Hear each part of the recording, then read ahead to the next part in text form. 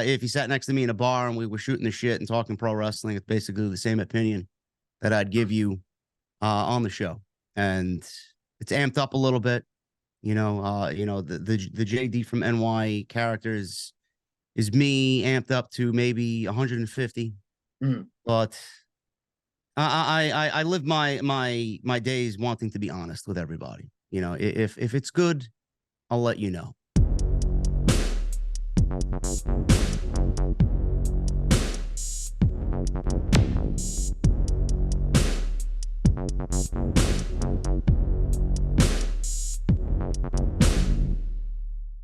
What's going on, guys? It's your boy Tom Talk Trash, and stand back with another video. This time I'm joined by the one and only JDNY. So welcome to the show, my friend. Tom, how you doing, my brother? I'm excited to chat with you, like I said to you off camera, my friend. So if we take this back to the beginning, where does Jay first discover wrestling as a fan? Where do I first discover wrestling as a fan? I was probably 4 years old. And I remember, I don't really remember full-fledged, but I remember watching WrestleMania 4 in my parents' house. I was sitting on the floor in the living room. We had the big box TV, 50-inch TV, satellite dish. My dad ordered the show. Back then, they were, what were they, $19.99, $24.99? I don't know what they were going for now then, but nowadays it's $70 per show. I remember WrestleMania 4 and I remember WrestleMania 5 that stick out vividly in my head. I remember as a little child, I was watching Ultimate Warrior and Ravishing Rick Rude at WrestleMania 5 for the then WWF Intercontinental Championship. And I remember Bobby the Brain Heenan holding the Warrior's leg underneath the rope. And I remember watching, I think I was either at my grandma's house or my dad's house, crying like a little child, because I was a big Warrior guy. I was more of a Warrior guy than I was a Hogan guy. And I remember crying because Warrior lost the title because of Heenan. And I guess it started since then. So you talked about, obviously, you were a child of the 80s and sort of a child of the, I believe the era was called the Rock and Wrestling era, if I remember correctly. I think so, yeah. I think so. My brain is not very good for facts, as you'll find out in this interview. I'm not going to lie. But so you talked about there being a child of the 80s and things like that. So what do you think present day Jay would think of wrestling in the 80s if you had no prior knowledge of it now, but you discovered 80s wrestling as an adult? And then what do you think childhood Jay would think of wrestling as it is today? My childhood, I guess 4-year-old JD, or however old I was during that time. I think just to see the larger than life characters that were back in the 80s, I don't get a sense of that now. Roman Reigns is maybe the exception. And he's been the only one to really kind of venture down that path. Randy Orton is obviously still around. He's, I wouldn't say he's larger than life, but, he's, anytime he walks into a room, he's just, the spotlight's on him. I don't think the younger version of me would really find it to be as exciting as it was then. And I always go back myself now as an adult and watch the older stuff. And I say to myself, where did we go wrong? Like, I've always been a proponent. I've always been a fan of hoping these promotions use something from back in the day and utilize it now on television, because I've always thought that what is old is new, and you could always reuse or take influence from what you did back in the day and use it on television. Now I miss that. The commentators back in the day, Bobby the Brain Heenan, even Tony Schiavone. I wasn't big on Tony Schiavone, but Tony Schiavone, Jesse Ventura, even Vince McMahon himself, Gorilla Monsoon and Bobby the Brain Heenan are two of my favorite commentators maybe ever. And you don't get a sense of their voices present now in the current product. It's, it's definitely a different generation. I think kids nowadays, they go back and watch that, they'd be like, what the fuck is this? Honestly, like it's not for them. And then, you take people back in the 80s, you get it with the adults, people my age. I'm 41 years old now. You get people my age, who were a fan back in the day watching today's shit. And it's like, this shit sucks. It's like Mm. it doesn't compare back to the 80s. So yeah, I think it's definitely more of I love what I love the 80s, and the younger version of me would probably not feel the same about current day wrestling. I understand what you're saying Yeah. there. So you talked about loving the 80s and things like that.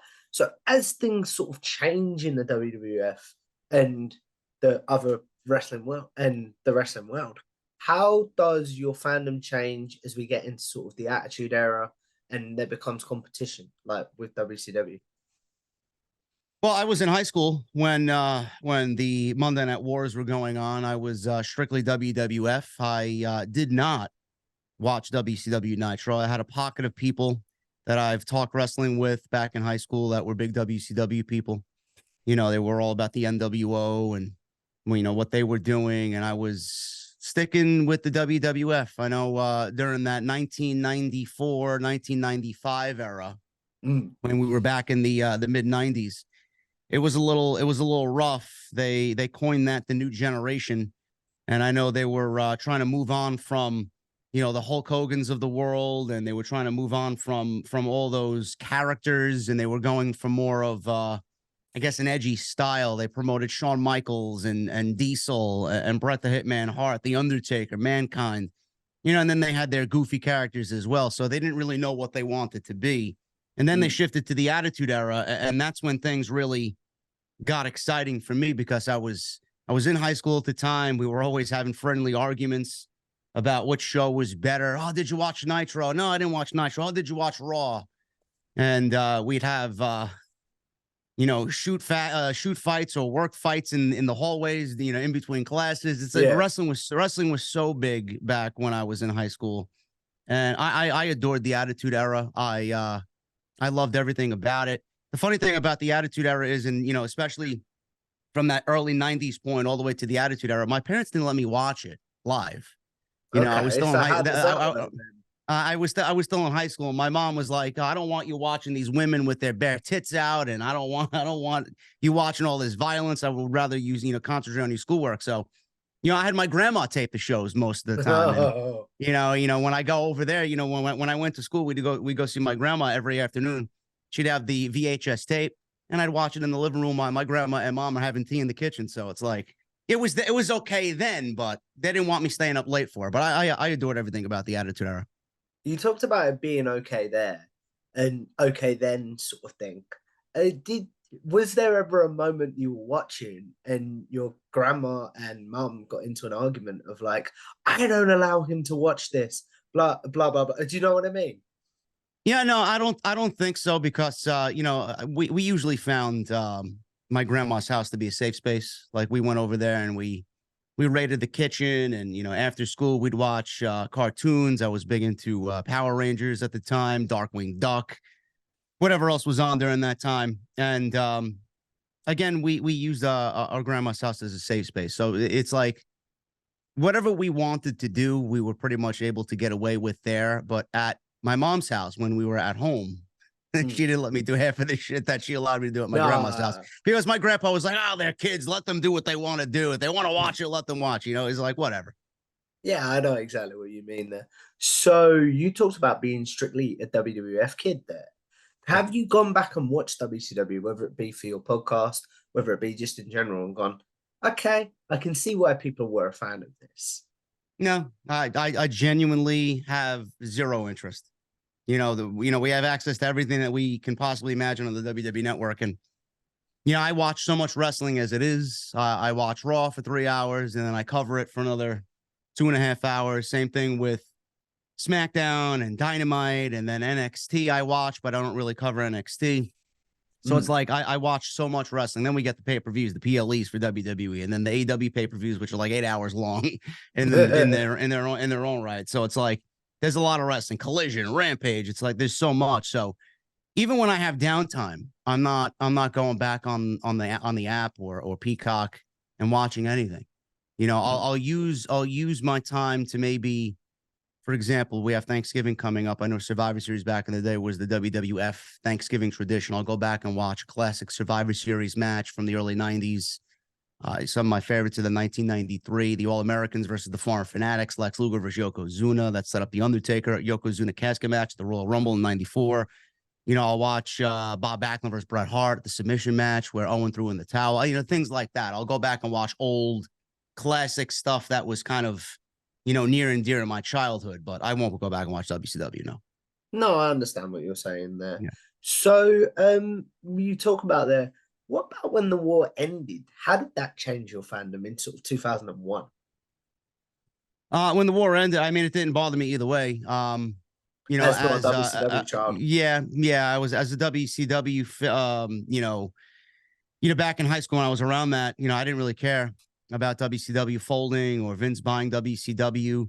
You know, what I do wonder is what me now currently would probably think of how Vince handled the WCW buyout. I probably would be very critical of it, but you know, back in the day, I didn't really think much of it. And it's something that I genuinely miss because right now, as a 41-year-old who does this for a living, podcasting, and then I do commentary on the side, you know, I watch different nowadays. I watch wrestling a little different. Back in the day, I kind of miss just watching and just having fun with it and not really, you know, analyzing it the way that I do now. So it kind of takes the fun out of it. I kind of miss that, but you know, I didn't really care one way or another about the buyout. You talked about the way you watch wrestling now takes the fun out of it. So how does JD make sure he's still a wrestling fan in that sense? How do you sort of keep your fandom alive and make sure it is still fun to watch wrestling? Honestly, the way that I keep my interest in the shows is with what I do. Mm. You know, I've documented several times how I feel like if I didn't have the podcast and I didn't have the YouTube channel, how much different of a person I would be and where I would be currently in life. I'd probably be working some job that I loathe and working with people that I hate. And I feel like my passion for pro wrestling was only added onto because of, you know, the fans that I have surrounded myself with, the supporters of what I do, the podcast, and making sure everybody is seated, you know, with me live every night when I go and do my thing. I really put it on the people who support the show to drive my passion for the wrestling that we see today. And, you know, it means the world to me because I don't know where I would be. Now, the one thing that I will say as a side note is, you know, I loved, absolutely loved, and I miss dearly Black and Gold, NXT Black and Gold. That was something that also kind of regenerated my interest in the current WWE product. What Tommaso Ciampa and Johnny Gargano and all those men and women that Triple H brought into NXT, they were putting on the best television anywhere in the world. I would rival it against any promotion ever. And that was something that really sparked my interest because what they were doing, yeah, it was a super indie. Triple H basically ran his own Ring of Honor under the WWE banner with the WWE budget. But I've always said that, you know, what those men and women did down there was truly something special. And it really sparked my interest in WWE again. I believe you were quoted in a Chris Van Vliet interview that I watched for research. You was quoted as saying, NXT is the only reason I'm still a fan, and this isn't just a job. I believe that was that. I may have butchered that quote, and I do apologize, but you know what I mean. Yeah, that's why I brought it up. On top of the podcast, it was definitely NXT Black and Gold. I feel like, you know, some people don't like it. Some people complain that, you know, Triple H, you know, he hated the indies and then he bought out the indies and he ran NXT Black and Gold as a way for maybe a make good to the fans who maybe didn't have a great image of Triple H. Whatever the case may be, I feel like NXT Black and Gold was always the way that the main roster should be booking shows. I felt like they did things down there that made the shows feel important. I feel like they did things down there that made character development feel important. I feel like they put on TV, even though it was taped in one single setting. I remember going to an NXT taping. We sat there for 4 hours, and they taped 4 weeks of television at the Full Sail University, and we didn't see one rematch. You know, it was always a constantly giving fresh faces and fresh matchups, and being very in tune with story and long term vision.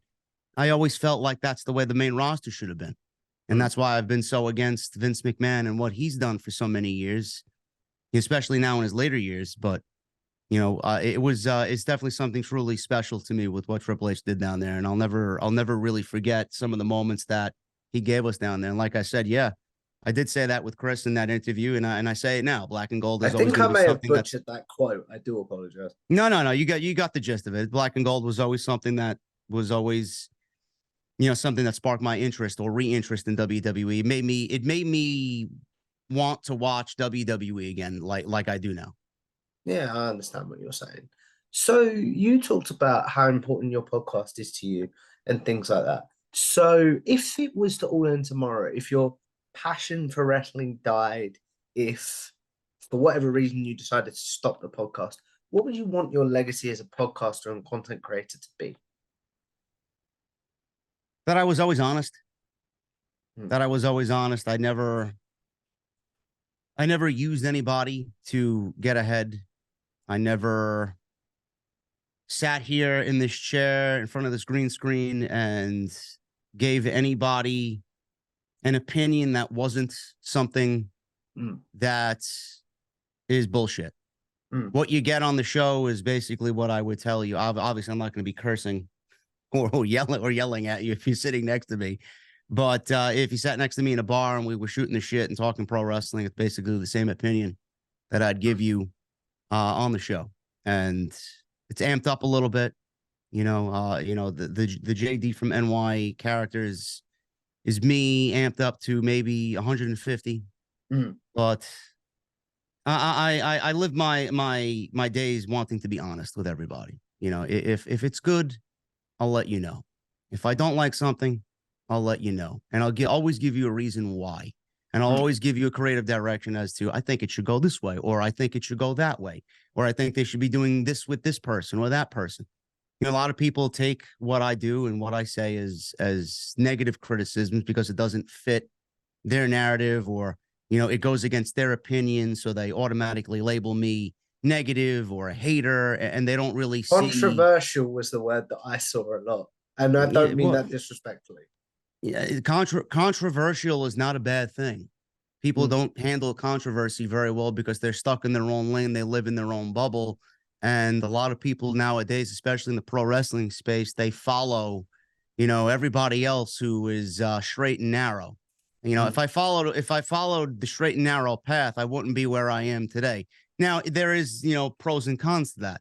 I feel like I should be bigger than I am because of the way that my production value is and the way that I give my wrestling opinion, but my wrestling opinion and the way I project that isn't really, acceptable in today's day and age because, people are very opinionated. And if you go against their opinion, they label you, like I said, a hater, or they label you like the black sheep of the community. I'm like, all right, one of these days, you're going to find out that I was right. And then, then what? So yeah, it's difficult. It really is difficult. What was your biggest aha, I was right moment if you can remember from your podcast? I would say recently the whole Vince McMahon, being in charge, when he was not in the weeds, whole situation there when he was fired or he stepped down and then he went away for 6 months only to work in the shadows. A lot of people tend to think that I don't know what I'm watching. I've been doing this for a very long time, and I've been watching pro wrestling since I was 4 or 5 years old, as we documented earlier. But, all you need to do is watch the show. You see the way Triple H books his shows, and I just talked about how Triple H, managed the Black and Gold. Like, I'm very, very, in sync with what a Triple H run show is, or a Triple H run storyline, or who he puts on TV. Back last year when Monday Night Raw was in the hands completely of Triple H and Vince had stepped down via that tweet when he was ousted by the Wall Street Journal, I'm like, man, Monday Night Raw feels different. There's 4 or 5 matches. Most of these matches are going 15, 20 minutes. It's like, oh my God, we got wrestling on Monday night. What the hell happened?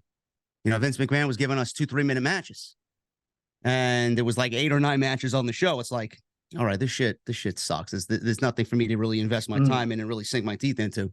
And that happened for a little bit, going into SummerSlam, and then we got Extreme Rules last year with Bray Wyatt coming back. God rest his soul.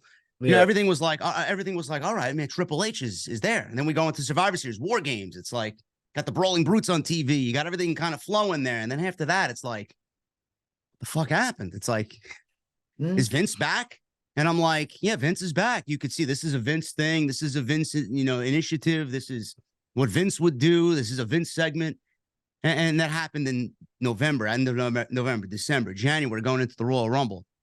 And then going into February, with the Elimination Chamber, things kind of start to get hot there with Sami Zayn and Roman Reigns. But, fast forward to WrestleMania, and then after WrestleMania, and we get the Monday Night Raw after WrestleMania. I'm like, what the fuck happened here? Yeah. And then, you kind of see and feel what's going on. It's like, all right, Triple H is in charge. He's not really completely in charge as Vince. It almost felt like a rubber band being pulled at both ends. It's like both of them are jockeying for position and fighting for power. And it's like, guys, Vince is not, away like he says he is. Triple H is not completely in charge. And like, oh, you don't know anything. I got all this criticism. It's like, oh, you're just saying shit for views and clicks. It's like, no, man, watch the show.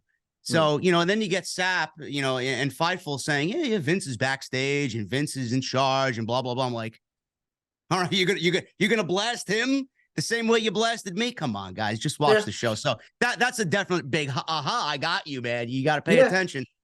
So, what do you think, before we get into your journey as a content creator, what do you think the biggest misconception people have of you as a content creator might be? Biggest misconception? I think that's a word. Yeah. There's a lot, man. The biggest misconception is, people tend to clip what I do in small pieces, and they don't really listen to the fleshed out opinion. You'll see a 60-second clip of me, a 2-minute clip of me, and it's conveniently disguised in, what that specific person wants to push as their narrative. Or JD's hateful. JD hates women's wrestling. JD's racist. JD is sexist, or whatever the case may be. There's a lot of misconceptions out there about me. And I don't want to say that I'm misunderstood. Maybe I'm misunderstood. I don't know. A lot of people tend to think that what happens on the show is what I am and who I am in person. I'm not. Half of these people don't even know me. All they get is what they get on the show, and it's basically pro wrestling. They don't know jack shit about me. And it's something that has kind of taken on a life of its own, and something that I will never erase, something that I will never get away from, because, whoever in the community doesn't like me, is going to have that perception of me, that I am that way. And, it sucks, because there are people that I'd like to work with. I have 2 partners. I don't work with anybody. I got 2 partners. I got Jesse on Wednesdays, and I got my guy Andrew Baydala on Tuesdays. We do our Tuesday and Wednesday night shows together. And I want to get out there that, yeah, I am, someone that loves pro wrestling and someone that wants to debate pro wrestling. And when I'm with other people, like I am now with you, this is how I am in person. I'm not amped up like I am on my show, and I'm not animated like I am on my show. So I wish I could erase that, but people's perceptions of me are going to be my I don't want to say my image, but I know it's something that I can't really erase. Where does, you talked about the misconceptions and the fact that you're quite different, that as we're talking now, as opposed to how you would be off the script. Where does Jerry, the person, stop, and JD, the creator, begin, sort of thing? I don't know. It's a tricky question. Where does Jerry begin? Jerry begins when he wakes up.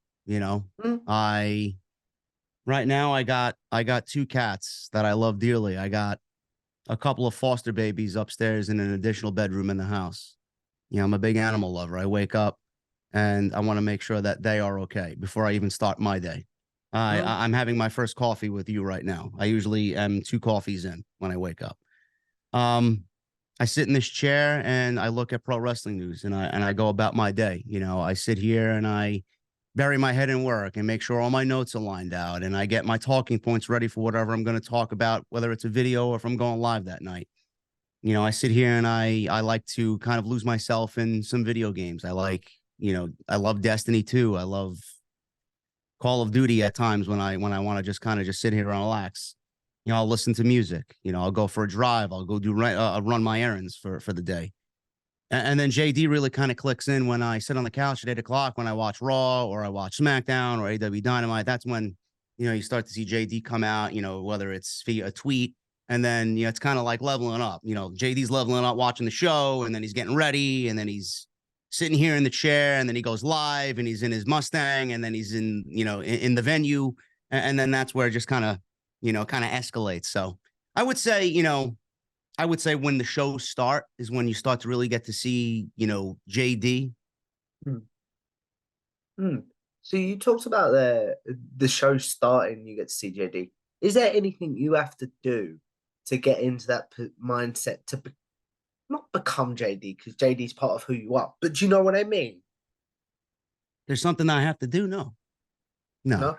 Now, my nightly ritual is very simple. You know, I sit down with my iPad, I take my notes, and I make sure that I have plenty of espresso on hand.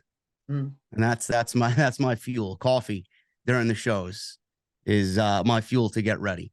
And that's what relaxes me at night. What I've been doing for years. Sit down with a nice cold espresso, and I just go to work. Oh, There's really nothing to it. It's easy. Yeah. It's easy for me to get turned on, even when I'm thoroughly exhausted after a terrible gym day and a very, you know, strenuous gym day. So I'll sit here and it's like, oh, man, all I want to do is sleep. But then when I know I have to go live, again, it's the energy of my fans and the energy of what I do that kind of wakes me up, and I get that second wind, and I'm like, all right, let's get to work. And then after that, I crash.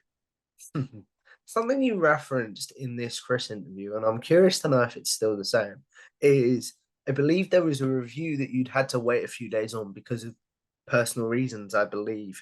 And you said something along the lines of, I know my fan base will wait, depending on when I choose to do that, whatever I choose to do. So why do you think you've got such a loyal fan base, for one? But then for two, how can someone build a loyal fan base that will wait for their opinion on a show, do you reckon? I remember, when was it? It was a couple of years ago when Toni Storm got fired from WWE. They let her go. And I remember I was away. I think I was in Florida for like just a little vacation. I usually tend to go away at the end of the year because that's when pro wrestling's kind of in a down period before we hit the new year. So I went away for a little bit. And Toni Storm got fired on, I think maybe the second to last day I was about to come home. And I tweeted from wherever I was in Florida. I'm like, guys, I'm not home yet, obviously. I will talk about the Toni Storm thing when I get home. And first thing I got home, I didn't even unpack. I just went into my office and recorded a video on Toni Storm and gave my opinion on why WWE was foolish to let her go. And, you know, the video did tremendously well. And, you know, I told a few people that sometimes when I go away, I don't know how to enjoy myself. I don't know how to get into vacation mode because I'm always thinking about work. And I said, it's nice to know that when I go away or I have something to do or I get to something later than when it breaks, that fans are always going to be there to really value my opinion and listen to what I have to say. I think the way someone gets there is just being honest. And that's what I've kind of built my channel on, and it's how I've built what I am as a podcaster. I've always been honest. And I feel like if you are honest and genuine with your wrestling opinions, like I feel that I am, I feel like people are going to respect that. Be real. Don't be fake. You know, a lot of these content creators nowadays, in my honest opinion, they pander to be positive, even though it might not be their true opinion. I don't like that. You know, for whatever reason, whether it's a business reason or it's something to do with a sponsor, or maybe they don't like to be negative in a public setting. I don't know what it is. I feel like if people are genuine and honest and real and open about what they're doing and what they're watching, I think more people would respect that and appreciate that. And I value that. And I'm proud of that on my end. And that's why I feel like people, no matter how long it takes, if I upload something a week later, people are going to be there to come and watch because they know that I'm going to give them the opinion that is always open and always honest. And just imagine a news story breaking as we're recording this and you being like, I gotta go. Do you know what I mean? Doesn't matter, man. Doesn't matter. I got you for as long as I got you, and I'll get to it when I get to it. And like I said, no matter how long I get to it, fans are going to be there no matter what to watch it. I really appreciate that, my friend. So you talked about that. We've gone a bit around the houses on your podcasting journey there. So how does JDNY and Off the Script actually start?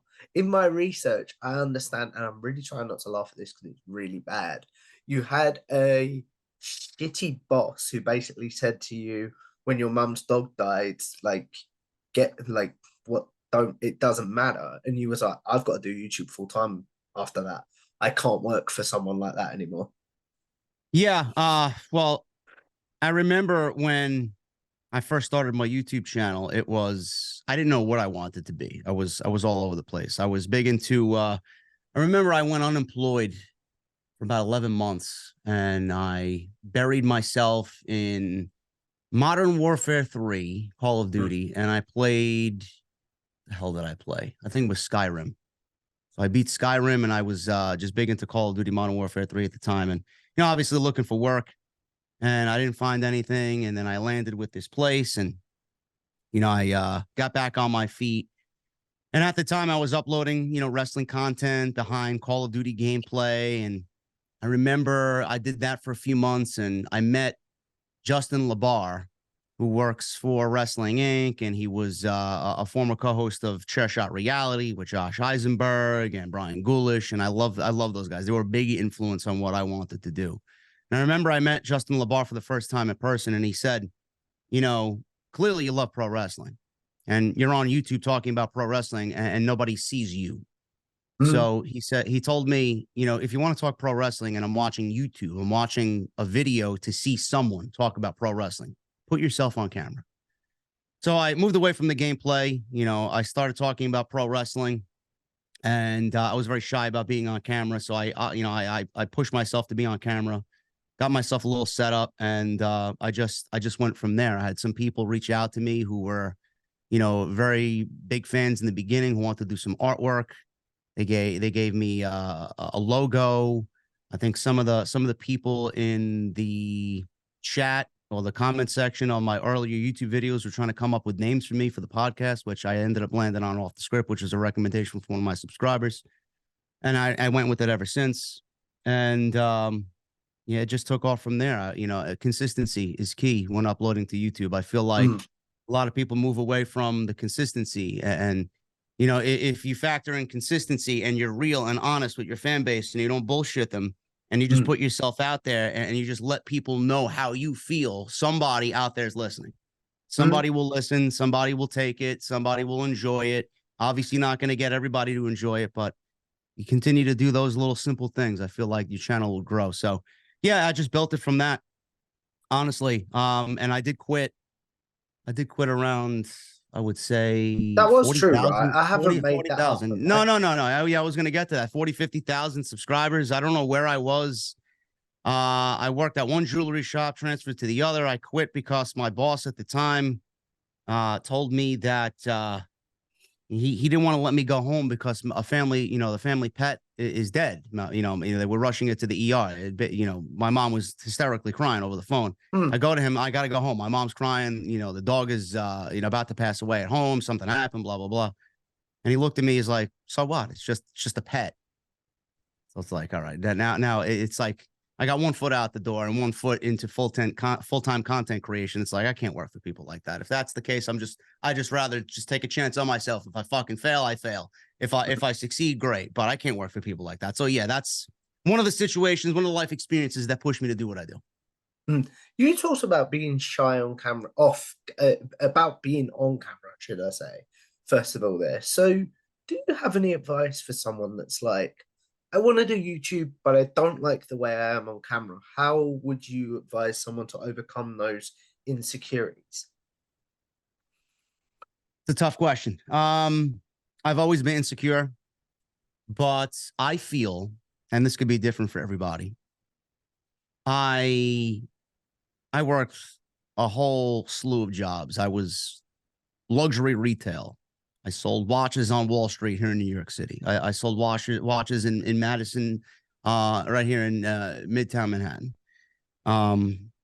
I worked Starbucks, where I had people constantly coming in left and right. This is like early 20s.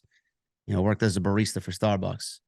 I was in a band for 10 years. I had struggles working, live shows in front of fans because I was just not really a people person. I'm still not a people person.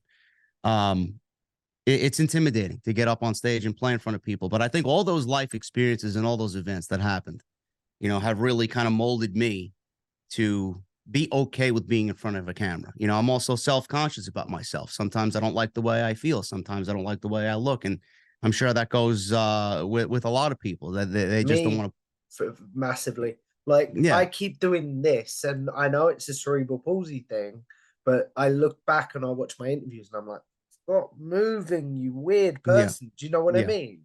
Yeah.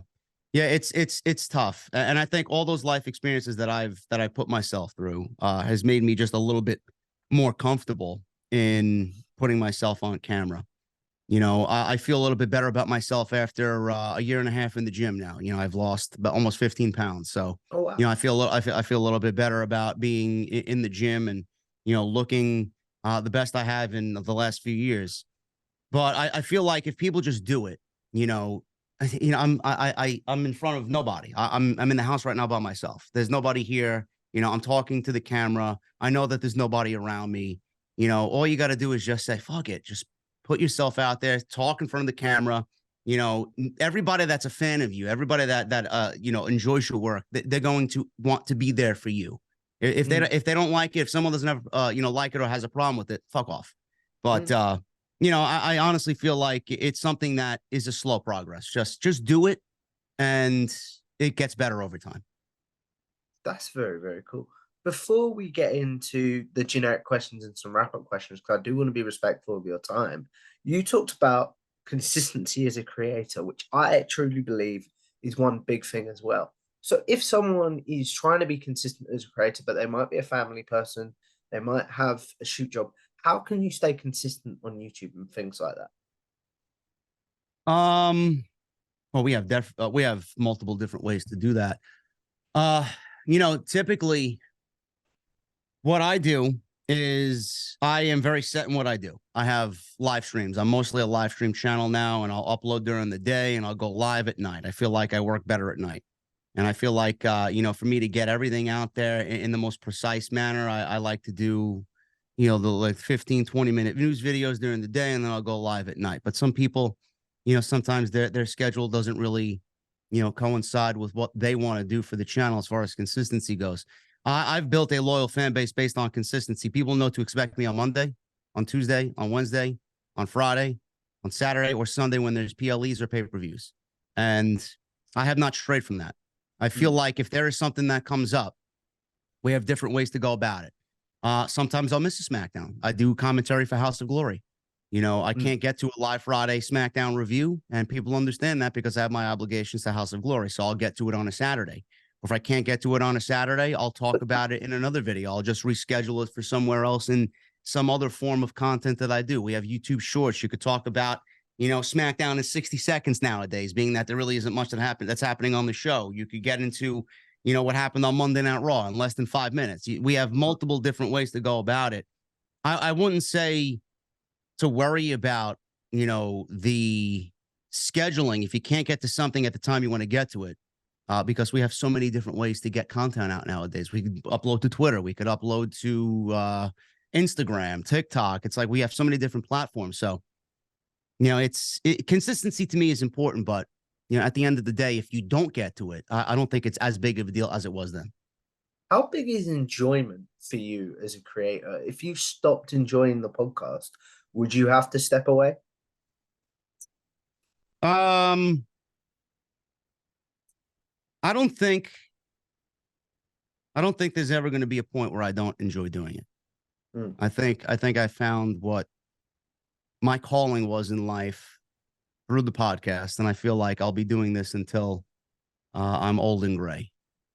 Now that might sound foolish because who's what youngster is going to want to listen to a fucking 70-year-old JD talk about pro wrestling? But I'm going to do it until I can't do it anymore. I'm always going to love pro wrestling. I grew up with pro wrestling. I'm 41 years old now, who still loves pro wrestling, and I see me taking pro wrestling with me to the grave. So it's not going anywhere. And if I didn't have a better question is if I didn't have pro wrestling and I wanted to be a content creator, what would I do?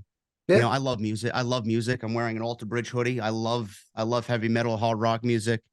I love whiskey. I'd probably have some, craft beer, whiskey connoisseur channel. I love to cook. Maybe I do some vlogs, something, I feel like no matter what I do, I'd lose a good chunk of my audience because they love pro wrestling, but I feel like, again, it goes back to what we talked about. If people enjoy you, they will watch you doing whatever you want to do. So I think that's important. And, that's how I've always truly felt about that. That's very, very cool. You brought up House of Glory then in your work as a commentator. How does that come about? How often are you commentating for them? What's your process as a commentator? Things like that. How I got started. One of my guys, Isaac, he was a fan from the very beginning. He actually made my first off the script logo, which was a crumpled piece of loose leaf paper with the off the script logo on it. And it was very cool. Something that I will never forget. It was definitely an iconic design in the JD universe, but he was the sound guy for House of Glory. Apparently, they lost their lead commentator at the time, and he was such a big fan of the show. He said, "You know what? Let me talk to the people over at House of Glory who run the show. I want to get you down to audition." And I think my first match was Anthony Gangone, who is a local independent New York City professional wrestler. He's still doing his thing now, against Ricochet. So I got called in to call a Ricochet. Ricochet was still on the Indies. And I called his match, and they enjoyed my work so much that they invited me back for the second show. The second show I did with 103 Fever. I wasn't missing that. I wasn't missing that show. I came dressed in a hoodie and a beanie, and I'm like, "What's with the getup?" I'm like, "Bro, I'm fucking dieting. Just let me do my show." I didn't want to miss it. And from that, I've been with them for over 5 years now, and I do commentating now with my guy Jason, the Solid Monster. I don't know if you're familiar with the Solid Monster. Yeah, I am. He's been on the channel before. He's my commentary partner. I love Jason. He's been over the house a few times to have a couple of cold beverages and watch pro wrestling. Yeah, and how I prepare myself. We have a big show on December 1st. Cheap plug. You guys can watch. This may have gone out after that. I will be honest. Yeah. Premier Network. House of Glory is on Premier Network. You go back and watch it anytime, no matter when this airs. And it's the 15th right now. The 14th. I'll probably get myself situated. We have 6 or 7 matches on the show. I'll do a match a day up until the day of the show. Sit here with my iPad, get my notes ready, make sure I got all my detailed notes in the iPad. I'll go back on Google and look at anything that's happened with the specific wrestlers that are on the show. I get to the event. I'm already prepared. I sit down with a nice whiskey and Coke, and I enjoy myself and do my thing. But it's something that I also take great pride in.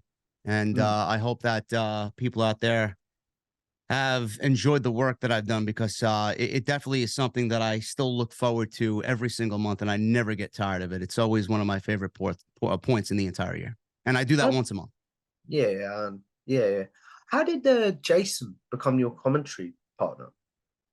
I gave him a call and told him to come down. We needed a new color man, and I'm like, I got the perfect guy. And I know Jason's a lifelong fan as well, just like me. And I've always wanted to work with him in some capacity. I know him and I are kind of similar in what we do as far as content, and we have similar viewpoints. But you know, him and I are similar in one way, and that's we like working by ourselves. We're very much a solo show. Yeah. And I've always wanted to work with him in some capacity, and I take great pleasure in working with him, sitting alongside him, because he's very knowledgeable. He's fun. He knows his shit. He's always prepared. And that's something that I look forward to, or looked for in a commentary partner, someone that's prepared and knows what they're talking about. And that's Jason for sure. Very, very cool. How instant was your chemistry? I know you said you were fans of each other's work, but how instant was your chemistry with Jason? I would say that him and I are very similar in that we are both introverts. We are both very quiet. We're both very to ourselves. I have, even now, in my adult life, I have a very difficult time starting a discussion. And then when a discussion starts, I have a very difficult time holding a discussion because I'm very laid back. I'm very shy. I don't really find myself to be a people person, but, you know, sometimes conversation between two introverts can get a little awkward, and, you know, so it'll start off and then it'll die. And then we'll sit there with a couple of moments of silence, and then something will come up. I'll pull my phone out. I'll show him something. We'll laugh, you know, and then when that bell rings, it's like we're two completely different people. That's where we have our most common, friendship. Yeah, our friendship really comes out there because we both love pro wrestling, and it really shows in what we do as far as the commentary. But yeah, I feel like our chemistry is where it needs to be. When that bell rings, it's exactly where I want it to be. That's very, very cool. I'm terrible at segues. I do apologize. That's something I need to work on as an interview. As we wrap this up, JD, we are going to do obviously, I want to say thank you for a great conversation, but we are going to do a segment that I call generic questions. Those of you that have seen my interviews before, where I ask my guests, they're questions they might be asked on social media, such as Jay's favorite match, favorite overall wrestling event, favorite overall wrestler's entrance theme, favorite tag team, and favorite wrestler. The questions, I believe, JD might be asked on social media. So now he'll have a place to be like, guys, I have answered this. Please go watch this. So what's your favorite match of all time? My favorite match of all time. I would probably have to say it's tough to nail down one, and I'm going to cheat. I'm going to give you three. That's fine. Undertaker versus Shawn Michaels at WrestleMania 25. Not only is it the greatest WrestleMania match of all time, I feel like it's one of WWE's greatest matches ever. It's my favorite match ever. I watch it back countless times. Bret Hart versus Stone Cold Steve Austin at WrestleMania 13 submission match. And Bret Hart versus Mr. Perfect, the 1993 King of the Ring semifinals. Why do those matches speak to you, my friend? Early 90s Bret the Hitman Hart, one of my favorites of all time. There's nobody like Kurt. There's nobody like Kurt Hennig. I thought their in-ring work, their chemistry was just something that will never be duplicated, and something that you'll never find on current WWE TV. And Stone Cold Steve Austin and Bret the Hitman Hart, obviously, their chemistry was off the charts as well. After Stone Cold won the Royal Rumble that year in the way that he did, I feel like the intensity of that match and everything surrounding it just made for an unbelievable match on a shitty show. But yeah, basically it got the wheels rolling to where we saw the Attitude Era basically take shape. So yeah, those three matches did it for me for sure. What about your favorite overall pay-per-view or event? So I mean like Double or Nothing 2019, for example. 1993 King of the Ring, where Bret the Hitman Hart won the King of the Ring. And I would say 2006 ECW One Night Stand, produced by WWE, RVD versus John Cena. One of those shows that I just wish I could be in person live to feel that energy. It was the best crowd I've ever seen for any wrestling show ever. It was just an amazing show. What about King of the Ring 93? I just loved everything about it. I love the whole tournament aspect. I'm a big fan of tournaments. I love the story of Bret the Hitman Hart wrestling Razor Ramon in the opening match and having his fingers, quote unquote, broken. And then the match with Mr. Perfect in the semifinals, and then him going all banged up into the finals with Bam Bam Bigelow. I love that entire tournament. I loved Hulk Hogan's last match in WWF at the time when he got squashed by Yokozuna. I love the commentary team that night. It was Bobby the Brain Heenan, Jim Ross, and Macho Man. it's just a different level of energy for me. It's just a great show. I always end up going back and watching it, and I just enjoy it every time. And it's something that never gets old to me. What about your favorite wrestler's entrance theme? My favorite wrestler's entrance theme. Again, I'm probably gonna go with two. I'm gonna cheat here. The Undertaker original theme, like the Jim Johnston original Undertaker theme. Not this remix version that we saw when he was Phantom of the Opera, or the current WWE theme that he has now. And I would say, and some people may look at me like I got six heads, but I loved Shawn Michaels' theme song sung by Sensational Sherry. So did I. I'm not gonna lie. I don't know why I like that one. Everybody's like, you like that one more than the original version with him singing? I'm like, yes, it sounded cringe, but I love Sherry singing it because Shawn Michaels as a heel just hit different back in the day, man. He was so fucking good. That's very, very cool. What about your favorite tag team? My favorite tag team of all time. That's a tough one. I had a love for Demolition back in the day. I just thought when they came out, they looked just so cool. Demolition, I would probably say. I loved, believe it or not, people may look at me like I got six heads with this one too. I loved Money Incorporated. I loved Ted DiBiase. I loved IRS. I thought they were so good together. New Age Outlaws, I loved them during the Attitude Era. They were awesome. And I would probably say the Dudleys, because of what they did more so in ECW. I was a big fan of the Dudleys before they joined WWE, because they didn't give a shit about anything, man. If they threw people through burning tables, they were, Bubba Ray was so fucking good back in ECW. Those are the tag teams that did it for me back in the day for sure. And then finally, the biggest generic question, in my opinion, who is your favorite wrestler of all time? Favorite wrestler of all time is The Undertaker. And I would probably say literally an eyebrow hair underneath The Undertaker is Shawn Michaels. I think they are two of the greatest of all time. Fair enough. And all great answers to those generic questions. You never have to ask him again on social media, guys. There you go. So as we wrap this up, Jay, obviously I want to say thank you for a great conversation. Thank you for being so open. Thank you for coming on. But the question I end this conversation on is, I believe as content creators, we're all sort of going to live forever in some sort of very strange way, if you think about the world. So as one piece of content, you're like, I'd like to be remembered for that. And then what is one that you're like, yuck, I don't want to be remembered for that? Man, that's a tough question.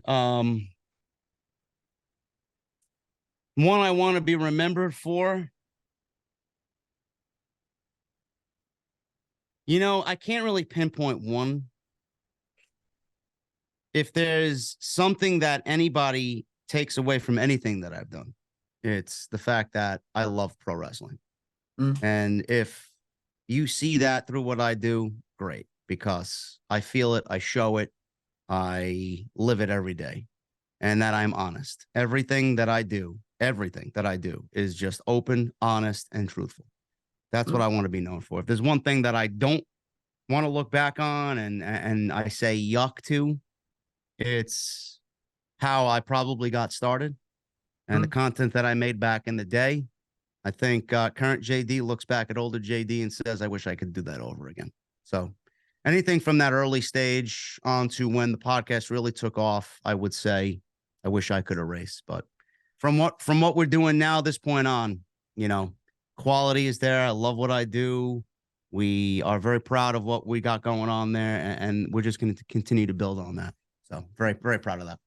You talk about what you've got going on now. So as we wrap this up, Jay, promote yourself. Where can the good people find you, your work, etc.? Well, you guys can follow me on X at JD from NY206. I'm always on there during live shows, giving my opinions in real time. You guys can follow me on YouTube at JD from NY206. I am live Monday, Tuesday, Wednesday, Friday, and when PLEs and pay-per-views happen, you could see me there. And yeah, that's basically it, man. YouTube and the socials. So you guys can follow me on Twitter, Instagram, TikTok, and then Cameo and all that stuff. I'm all over the place. I'm very easy to find. It's well worth doing, guys. So if you guys like this, make sure you like, share, and subscribe It's Tom Talk Trash on YouTube. Follow me on Twitter or X, Tom Talk Trash, and I will see you in the next one. Goodbye guys. now.